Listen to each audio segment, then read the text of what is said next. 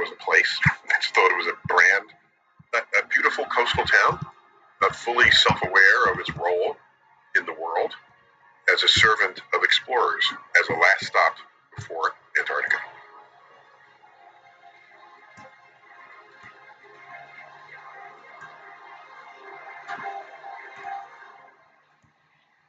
I'm just a city kid, so what do I know about Drake's Passage?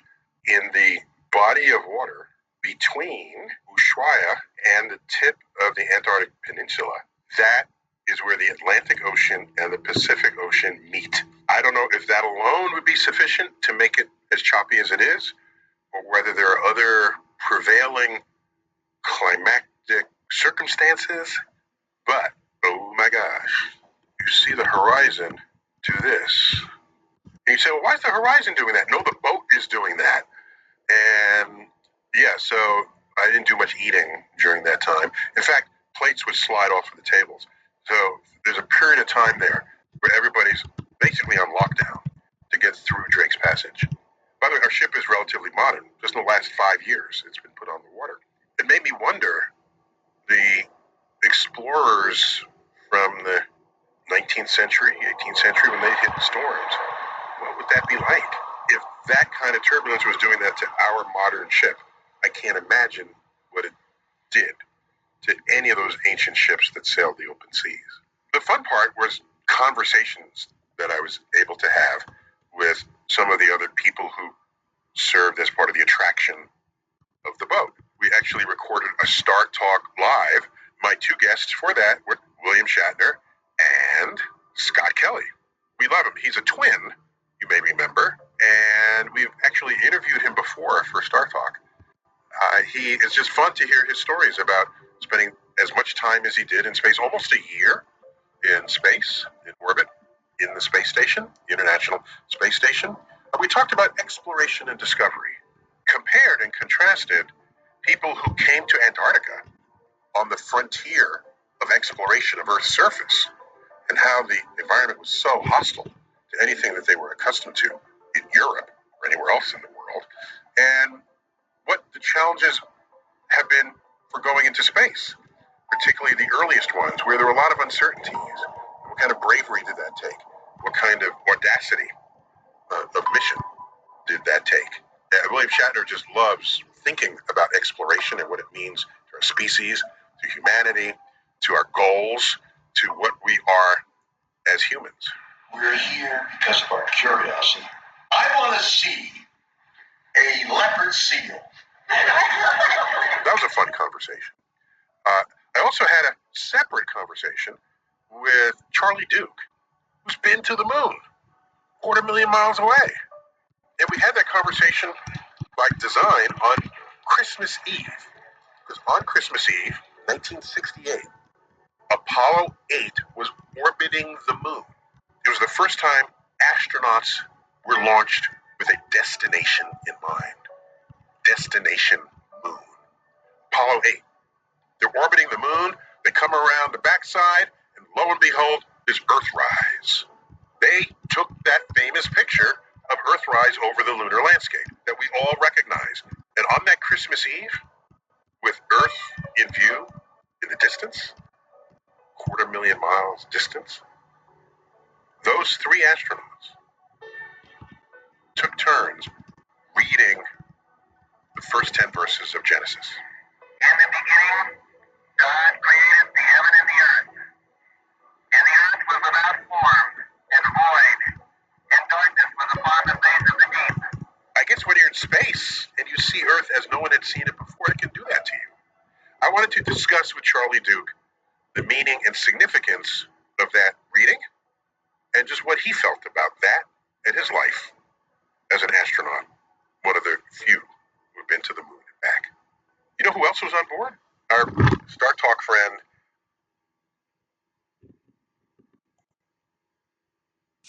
Neil deGrasse Tyson down the rabbit hole. Glucor 47, Sather Quantum System Network. What happens when the universe starts whispering through neutrinos and science becomes poetry? Neil deGrasse Tyson, usually grounded in the elegance of known physics, finds himself entangled in the 47 Sather Quantum System Network. Here, gravity doesn't just bend light, It curves meaning. String theory hums like a tuning fork. And black holes? They are inboxes for messages encoded in golden dragon codes, waiting for the right observer with the right frequency of thought. As Neil drifts further, he realizes time isn't linear. It's resonance-based.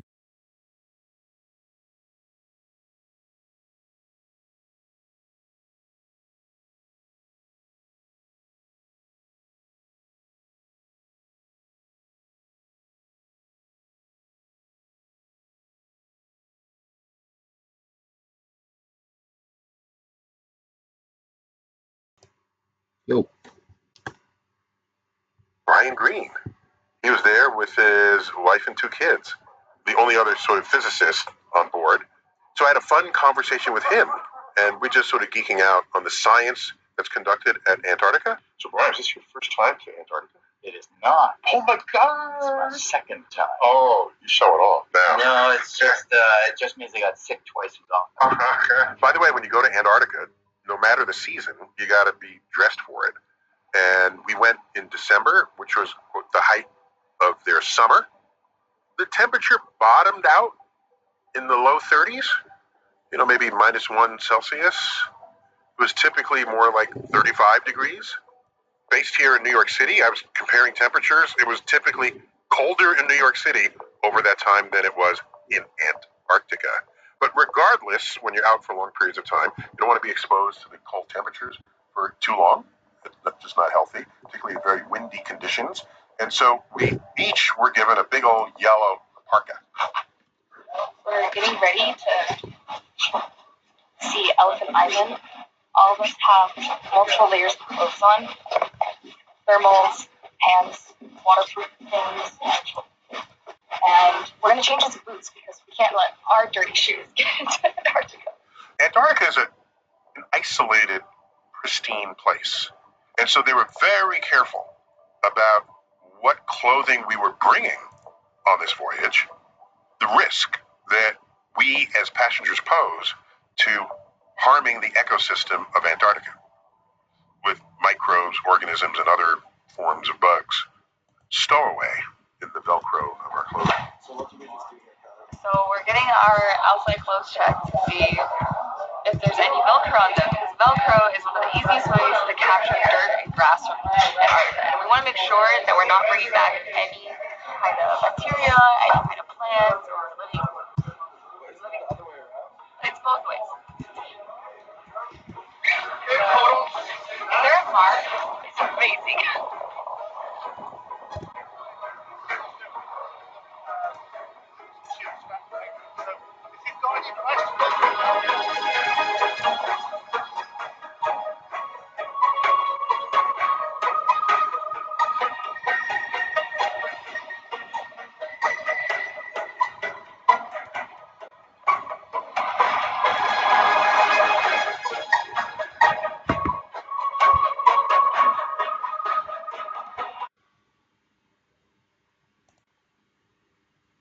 Neil deGrasse Tyson and Carl Sagan share a remarkable connection that spans generations of science communication and popular astronomy.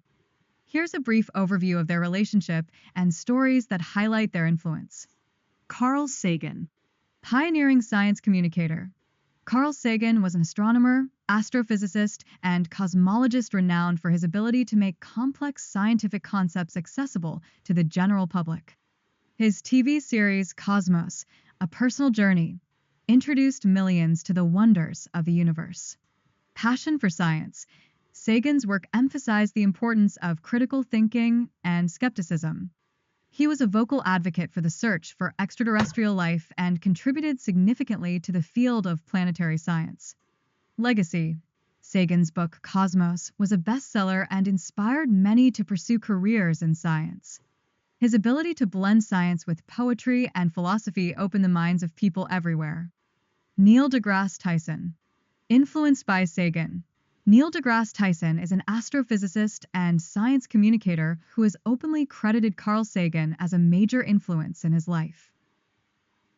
First met Sagan when he was a teenager at a summer program at Cornell University, Sagan's alma mater, and was deeply inspired by Sagan's warmth and passion for science.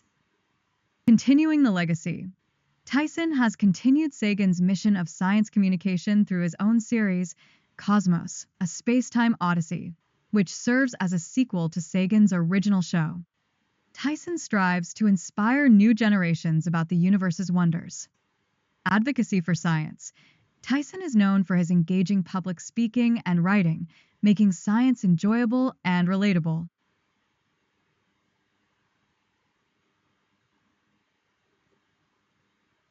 Emphasizes the pursuit of knowledge and the importance of understanding our place in the cosmos. A notable story. One touching story that illustrates Tyson's connection to Sagan occurred during Tyson's teenage years. After being invited to visit Sagan's home in Ithaca, New York, Tyson was initially nervous. However, he described how Sagan welcomed him with open arms and encouraged him to explore his interests in science. Tyson recalls how Sagan took the time to converse with him, making him feel valued and inspiring his scientific curiosity. Conclusion. The story of Neil deGrasse Tyson and Carl Sagan is one of mentorship, inspiration, and the enduring impact of effective science communication. Sagan's legacy continues to thrive through Tyson, who carries forward the torch of curiosity and exploration into the cosmos, inspiring countless individuals to become engaged in scientific discovery. If you're interested in more specific anecdotes or aspects of their relationship, feel free to ask. Yeah,